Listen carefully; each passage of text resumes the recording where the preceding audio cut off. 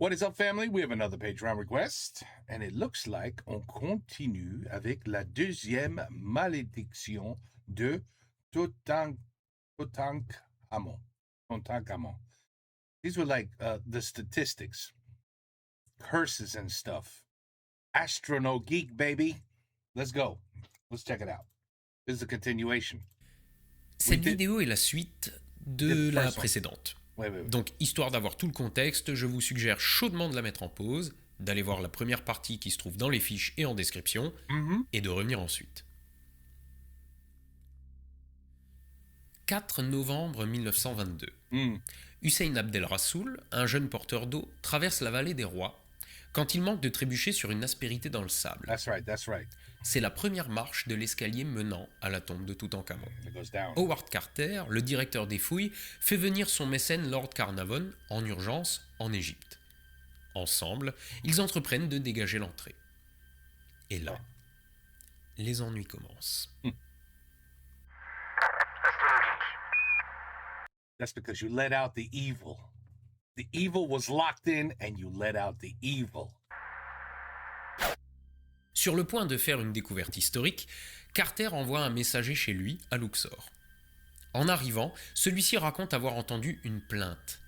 Un cri faible, presque humain, dira-t-il. En entrant dans les appartements de Carter, il découvre son canari dans la gueule d'un cobra royal qui s'était faufilé dans sa cage. Damn. Le cobra royal. Comme son nom l'indique, symbole du pharaon.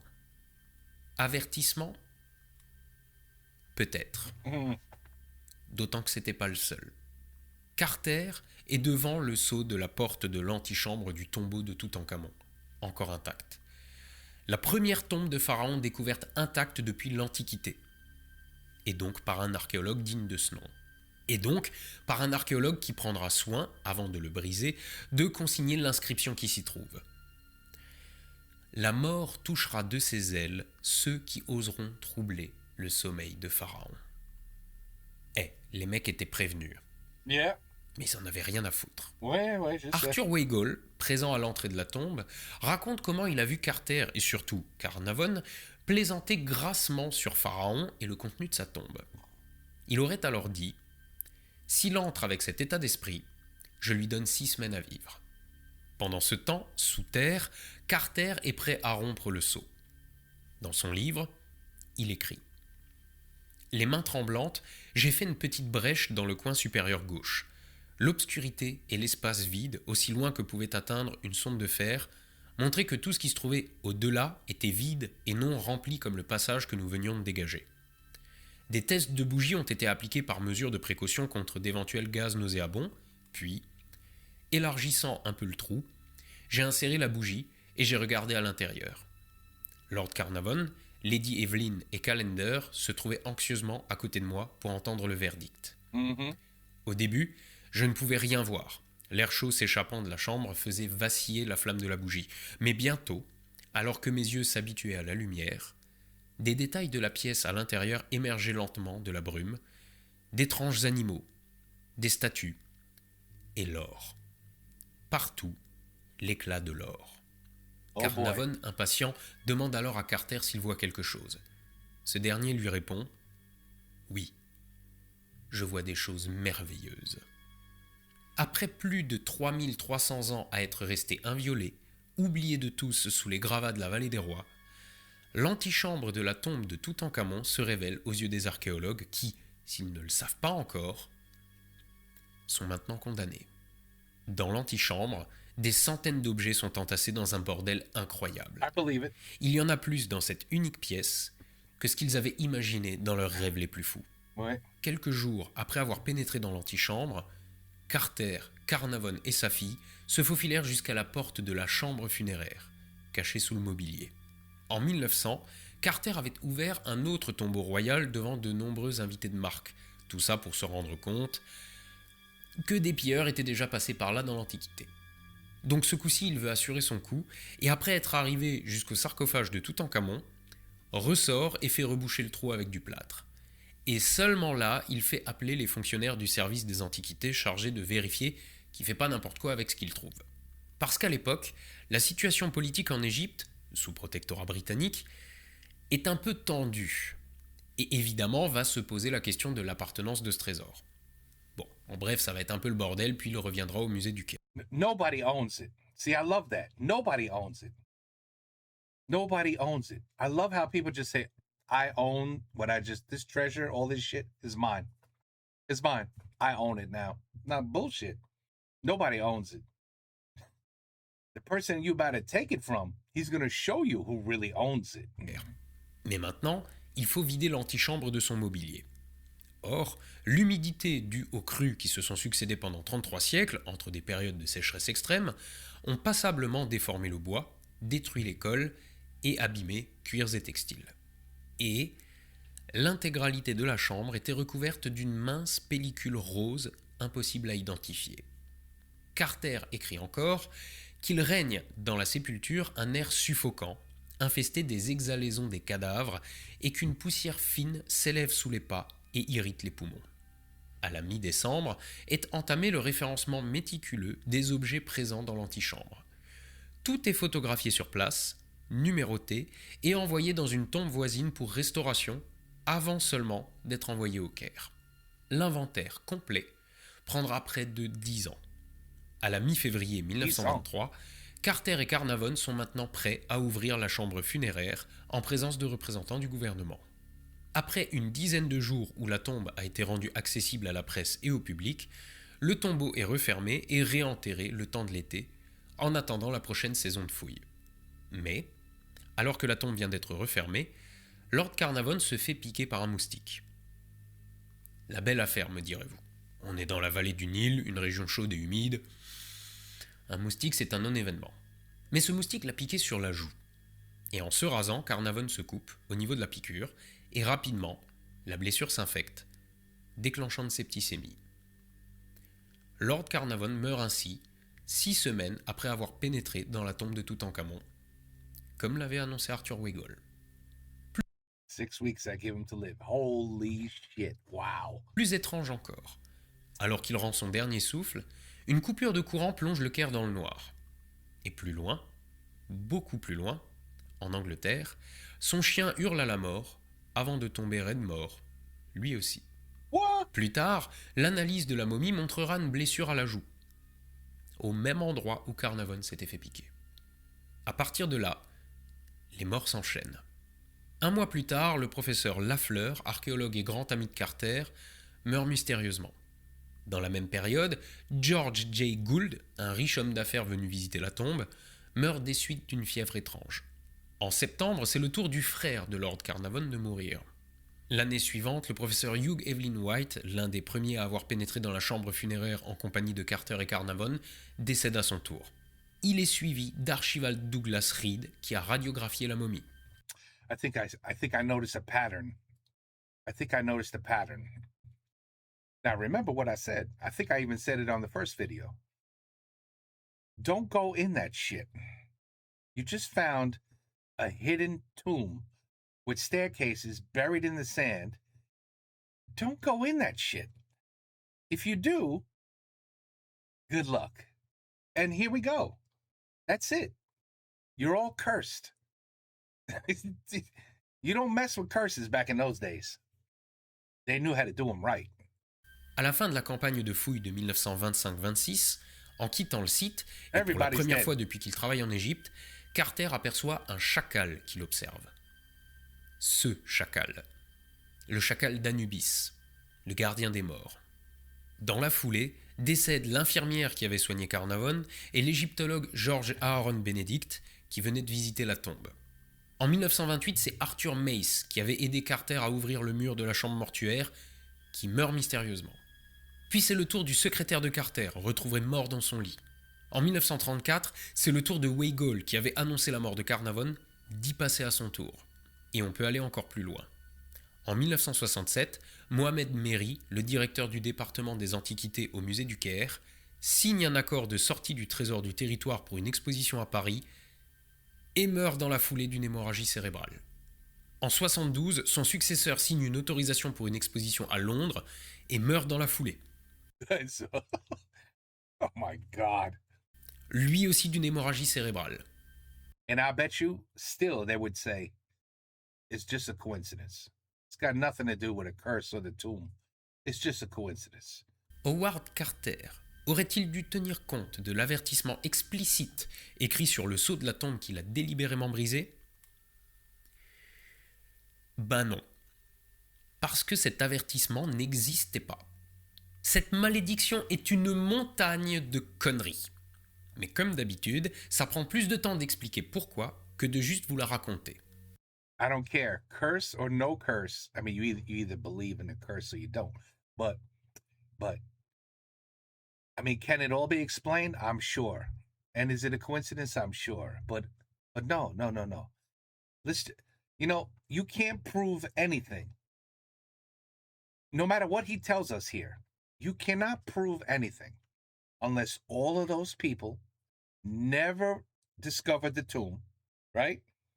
Nobody stole, because for me it's stealing. Nobody stole the treasures from there to put in a museum or whatever to benefit and make. Everybody just didn't touch shit, looked at the door, looked at the stairs, and said, "Hell no! Put the sand back. Put the sand back. Do not open that door." And then everybody went back to their normal lives, and every single one of these people died the way they died. Then you could say, you see, it was all bullshit. It's not a curse. But you can't do that. You can't do that. Right? Had you not opened the door, every single one of these people are alive. You could say, thank God they didn't open that door because they're all still alive today. Well, not today. Today they'd be like crazy old. But you know what I mean. Like they could all lived. But you can't prove it because you can't turn back time and say, don't open that door. Don't steal the treasure. I don't know what he's going to say here, but I mean, bien sûr, curse it. There's so many things that are bullshit in the world that we have beliefs in. But, sometimes you just go, God, that saying, bad things happen in threes? It seems to happen a lot. When you do the math, you're like, damn, this happened and that happened. Oh yeah, that was a terrible year with 3 things terrible all in a row. It happens more often than you think. Why? Is it just a coincidence? C'est pas. Principe de Brandolini. Allez. Mais cet effort, on va le faire et on va remonter un peu en arrière. Ok. Vous vous souvenez, Arthur Weigall, le mec qui a annoncé la mort de Carnarvon ? Je vous ai pas tout dit. Arthur Weigall était égyptologue. Il a participé à la découverte de plusieurs tombes de la vallée des rois. Il a même travaillé avec Carnarvon et Carter à la localisation de la tombe de Toutankhamon. Mais en 1911, il fait une dépression, abandonne des plans de création d'un institut d'égyptologie et rentre à Londres où il devient critique de film au Daily Mail. Autrement dit, une carrière un peu partie en couille. Ouais. Weigall commence à cultiver une certaine aigreur, pour ne pas dire jalousie, à l'encontre de Carter, son ancien collègue, qui en plus est maintenant sous le feu des projecteurs avec la plus grande découverte archéologique de tous les temps. Okay. À l'annonce de cette découverte, il se rend en Égypte en tant que correspondant pour le Daily Mail. Sauf que Carter et Carnarvon ont donné l'exclusivité de la couverture de la découverte au Times. Et Weigall se fait refouler. Ce qui ne manque pas d'alimenter son animosité à l'encontre de Carter. Il va donc devoir se contenter d'informations de seconde main. Et évidemment, l'engouement qui s'est créé autour de la découverte de la tombe de Toutankhamon, qu'on appelle la Toutmania, fait vendre beaucoup de papier au Times. Enfin, jusqu'à ce que Weigall ait une idée. Quand Carnarvon décède, Weigall va pas se priver de faire un papier pas vraiment reluisant.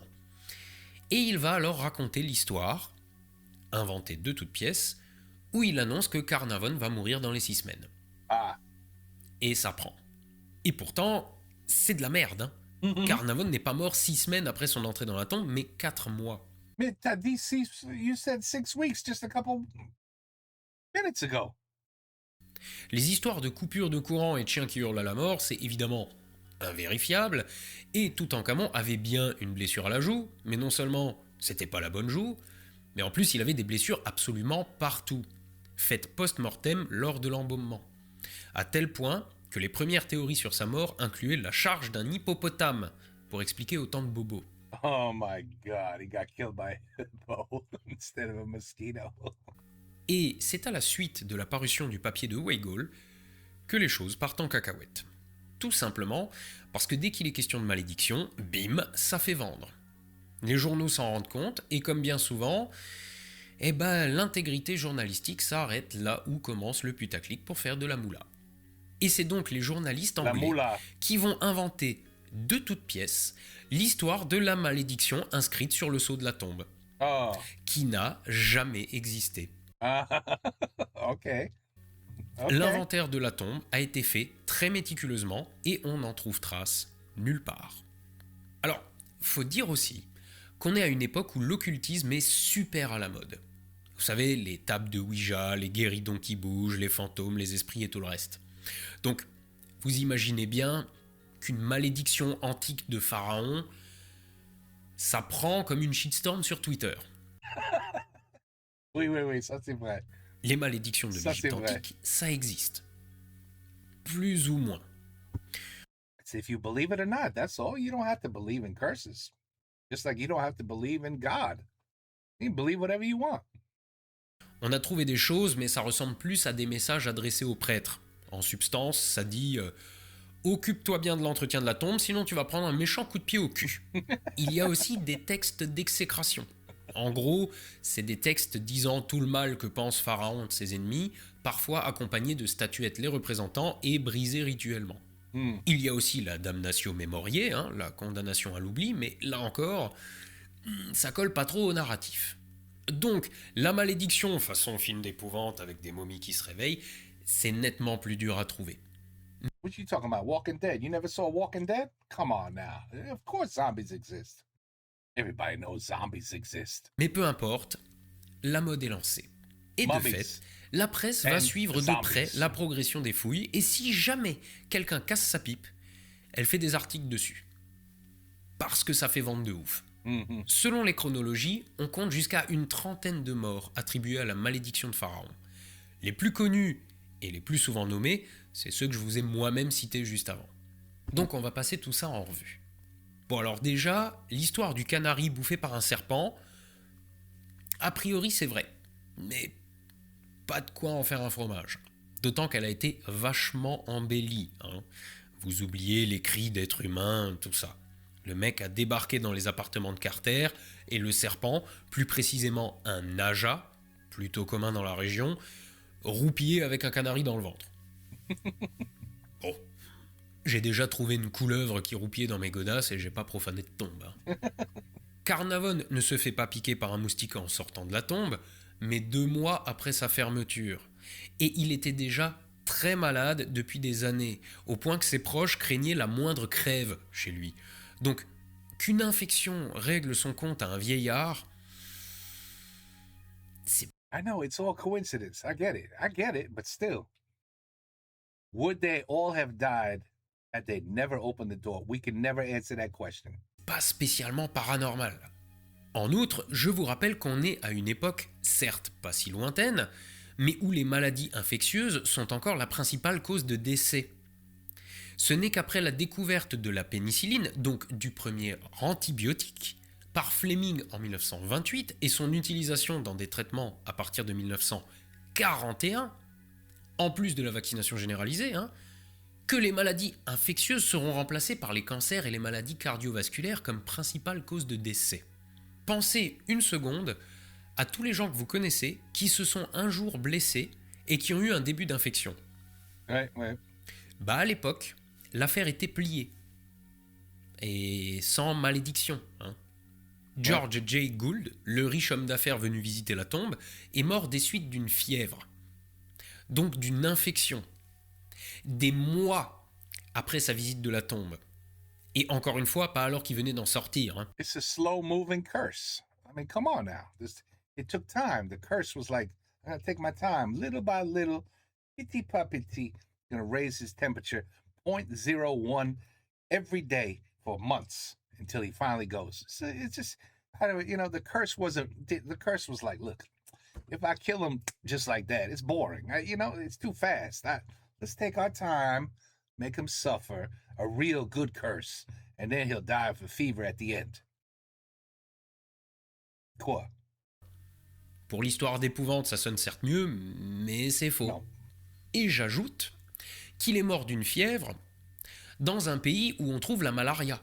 Je vous rappelle qu'on estime que depuis que l'humanité existe, cette maladie transmise par les moustiques pourrait à elle toute seule représenter près de 50% des causes de décès. Donc bon, est-ce que c'est toujours si exceptionnel ? Le professeur Hugh Evelyn White, l'un des premiers à avoir pénétré dans la chambre funéraire en compagnie de Carter, décède en 1924. Il était dépressif depuis longtemps et il s'est suicidé. Nobody mentioned that. Il a bon dos, le pharaon. Les deux directeurs du département des antiquités du musée du Caire, qui sont tombés raides morts après avoir signé des autorisations de voyage du trésor, bah pareil, raconté comme ça, on s'imagine qu'ils signent et qu'ils tombent raides morts avec le stylo dans la main. Sauf que non. Ils sont morts des mois après la signature. Et un vieux monsieur qui pète un anévrisme, bah, c'est triste, hein. Mais c'est pas paranormal. Mais il reste tous les autres. Et parmi ceux-là, un bon nombre sont morts d'atteinte pulmonaire. Alors, la science s'est penchée sur la question. Rappelez-vous, je vous ai dit précédemment que l'intégralité du contenu de la tombe était recouverte d'une mince pellicule rose et que d'après Carter, l'air y était difficilement respirable. And gas, like a gas smell. Il a donc été émis la théorie qu'il y avait effectivement quelque chose dans cette tombe susceptible d'empoisonner les visiteurs, à dessein ou non. À dessein, ça veut dire volontairement. On a supposé que lors des funérailles de Pharaon, des substances toxiques avaient pu être dispersées dans la tombe, comme de l'arsenic. De manière plus involontaire, on a supposé aussi que les huiles d'amande utilisées pour l'embaumement aient pu se décomposer en cyanure. La pellicule rose qui recouvrait tout, c'était des champignons qui se sont installés là à la faveur de l'air frais et humide et qui accompagnaient tous les autres qui étaient en train de bouffer les murs. Et dans le lot, on a trouvé des souches qui, inhalées, peuvent provoquer des infections fongiques. Sauf que l'explication est beaucoup plus simple que ça.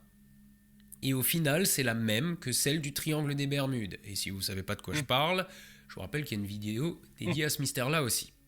Et l'explication, elle manque peut-être de panache, mais c'est simplement les statistiques. Et l'obsession de la presse. Du moment où la tombe a été découverte, il s'est créé un engouement incroyable en Occident. L'égyptomanie la plus obsessionnelle. On a parlé de toute mania. Et ce faisant, alors même que les fouilles n'étaient pas terminées, la tombe a été visitée des dizaines de milliers de fois. So that means a lot of people should have been dying. Now, if you want to go with what he's telling us, that means tens of thousands of people likely died. So is there a log that proves that they all got sick from this gas in the air? That they all had lung problems? Sachant ça, quelles étaient les chances que, statistiquement, sur un nombre aussi grand, Oui. à une époque où on ne connaît pas les antibiotiques et où on meurt encore de la malaria et de la tuberculose, et dans un pays où ces deux maladies se promènent librement, on dénombre, dans tous ces visiteurs, une quinzaine de personnes qui ont cassé leur pipe dans les mois ou les années qui ont suivi. The quinzaine, c'est tout? Ouais, parce que niveau corrélation, les journalistes en avaient rien à foutre. Hein. Et c'est là le deuxième problème. Du moment où ils ont remarqué que la malédiction faisait vendre, le moindre mort, de près ou de loin, en lien avec Carter, était bon à prendre. Y compris des gens qui n'ont jamais mis les pieds en Égypte, ou bien des gens à l'âge avancé. Un mec de 80 balais est retrouvé mort dans son lit, la belle affaire. Mais si c'était un parent de Carter, de Carnavon ou de l'un de leurs collègues, bim, malédiction. En fait, statistiquement, aucune de ces morts n'est vraiment surprenante. Surtout une fois dépouillée du bullshit rajouté autour pour rendre l'histoire mystérieuse. Je vous rappelle qu'en 1900, l'espérance de vie moyenne était de 45 ans. Et de 50 ans en 1920. En fait, vous prenez le même échantillon de population, à la même époque et dans la même région du monde, et vous aurez autant de morts. Mais attends. Il y a une dizaine de gens that went into the tomb, right? The explorers, let's call them. And almost all of them died. All of them. You know, not within days, within months, but they all died, right? They all died. And then they realized, oh, well, he died because of this. He died because of suicide. This guy just died because he died. This guy was sick, blah, blah, blah. And all the rest of them that died was a lung infection. So there's only, I don't know, 10, 15 people that explored that almost all of them died. Now you have 10,000 people that go in and explore the same tomb. And only 15 die? It should be it should have been like 8,000 of them died for this logic to work, where I know they died because of a lung situation in the tomb and all this shit. And when the visitors came, they cleared it out. There was no more cyanide in the air, or I mean, to me, 15 people that died out of 10,000, that doesn't make sense. That's extremely way too low. That tells me there's nothing wrong with the tomb. Nothing. Only 15 people died. And he said, because there was malaria, there are all kinds of diseases and shit that you could die from at that age. Only 15 died out of 10,000 within months, within 6 months, 7 months. I don't care if they died 10 years later. It's months that they visited. Should have been at least 5 to 6, 7, 8,000 people should have died. If you want to go with, well, look, if they weren't cursed, they died because the lung thing, you know, the air in the tomb.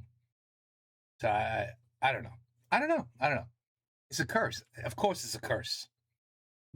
I don't know if it's a curse, but I don't mess with shit like that. You just don't mess with it. Again, had no one opened the door, would they all be dead? I don't know. Et même probablement plus. Parce que parmi tous les no-names qui ont visité la tombe, il y en a sûrement un paquet qui ont lâché la rampe dans les mois qui ont suivi sans que la presse ne le sache. Mais forcément, oui, si vous épiez le moindre mot et que vous pondez un article qui titre « Encore une victime de la malédiction », comment dire, il y a peut-être un petit biais de rien du tout dans votre démarche. Donc, pas besoin de chercher des causes avant d'avoir mis en évidence un phénomène. Pas la peine de se demander si l'air d'une tombe est empoisonné quand des dizaines de milliers de personnes y passent sans aucun problème. Exactement. Wait a minute, he just said it. Et que 2-3 gugus clament des mois plus tard. Oui, c'est rien ça. Alors pourquoi presque tout le monde est mort that explored it? That the archaeologists, why are they all dead? Or am I misunderstanding something? That only some died and majority of them did not die. From what I understood, almost all of them died. Thus, it's a curse. But he said it. He only mentioned 3 that died. One was suicide. One was an aneurysm. The other one, whatever, maybe had a stroke or something. The other one, a hippopotamus kicked his ass. And then all the rest died with a lung situation, a lung disease, thus possibly coming from the then again, back then everybody smoked. So, anyway, I don't know. Just, yeah. D'autant que, parmi les gens qui ont passé le plus de temps au contact du mobilier de la tombe et de la momie, on compte Carter et la fille de Carnarvon.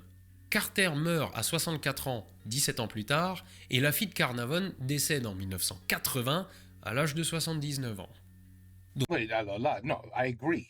That has nothing to do with it. I agree. Donc certes, papa était du genre malade, mais les 2 personnes qui ont directement profané la tombe et qui ont passé le plus de temps dedans n'ont pas succombé ni à la malédiction, ni aux maladies ou aux poisons laissés volontairement ou pas dans la tombe. That's because they were just exploring. They didn't want to sell it for greed. So the curse didn't come after them because they were just exploring. They were interested. Oh, look, this is art. This is amazing. Everybody else was thinking, if we steal this and we can make money and sell it. So they got cursed. You see, these 2, they didn't think like that. So they didn't get cursed. Comprends maintenant? Voilà. C'est simple, c'est très simple. C'est ballot quand même. Ouais. En parallèle de cette histoire, l'inventaire de la tombe et l'étude des multiples sarcophages, ainsi que de la momie qu'il contenait, s'est étalé sur des décennies, et aujourd'hui encore on apprend des trucs sur le pharaon le plus célèbre de l'Égypte ancienne, alors que c'était ironiquement quelqu'un de médiocre qui tronchait sa sœur, et qu'on a en plus tenté d'effacer complètement de l'histoire. Mais, en cherchant à l'effacer de l'histoire, on a tout fait pour préserver sa sépulture des indiscrets, si bien qu'aujourd'hui, le petit consanguin qui ramonait sa frangine est devenu le symbole de l'Égypte ancienne. Oh my goodness. Les histoires de malédiction, c'est très séduisant. Mm.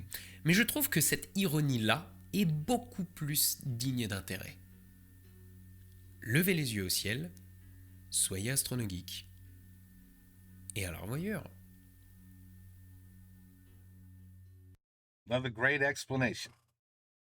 Another great explanation by the man, Astronaut Geek. Gotta like this guy. There's no way you can't like him. Well, I could see how maybe you get a little annoyed because you like a little jealous. You're like, shit, he's so much smarter than me. So you start getting a little upset. You know what I mean? I can understand that. Je comprends peut-être un peu. Man, he's good. He did très bien. He's an excellent storyteller, and he brings facts to the table. Facts. But I don't believe in curses. Of course I don't.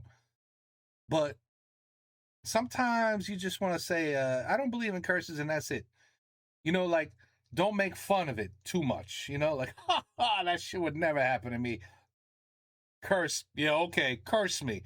Let's see if I'm dead 2 weeks from now. Sure. Like, yeah, you don't edge on. Tu comprends? You may not believe it, but don't mess with it. You know what I'm saying? Like, a lot of people are like, I don't believe in God, but just in case he is there, I'm gonna try to behave a little bit, just in case there really is a God. I don't want to look like an idiot after I die and like, oh shit, oh melt. You really do exist? Oh la la. Oh, I have a lot of apologizing to do then. I'm very sorry. So you have to think of that. So you don't mess with a curse. Whether you believe it or not, you just go, okay, yeah. I ain't opening that door. No, I'm good. No, of course, I don't believe in curses. But I know that I probably should not open that door. This shit is buried under sand for 3,000 years. It's not my business to go in there and mess around with what's under there. No, I'm not doing it. Et voilà, c'est fini. Now, again, I go back to my original.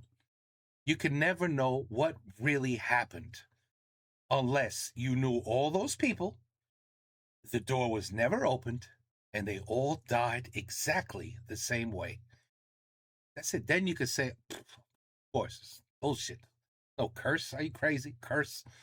Anyway, another good video, and I shall move on into the next one. At the end of the day, it's just a guy that touché sa sœur. I'm learning all kinds of new words. Touché sa sœur. C'est un peu dégueulasse, ça, non? Okay, take care. Peace out. À la prochaine.